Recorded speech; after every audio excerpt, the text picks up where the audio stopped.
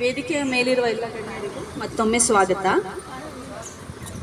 ಭಾರತದ ಸಂವಿಧಾನ ಬರೇ ಒಂದು ವಕೀಲರ ದಸ್ತಾವೇಜು ಅಲ್ಲ, ಇದು ಬದುಕಿನ ವಾಹನ.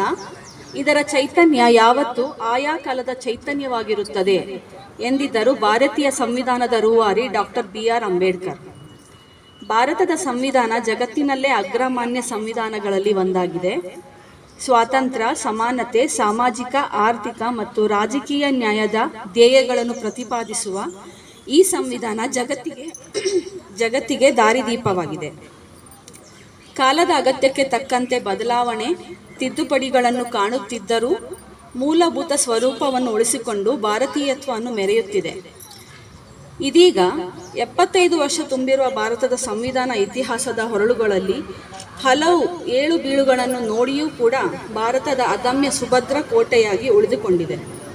ಭಾರತದ ಸ್ವಾತಂತ್ರ್ಯ ಮತ್ತು ಪ್ರಜಾಪ್ರಭುತ್ವದ ಭದ್ರ ಬುನಾದಿಯಾಗಿ ಭಾರತೀಯರ ಶಕ್ತಿಯ ಸೆಲೆಯಾಗಿದೆ.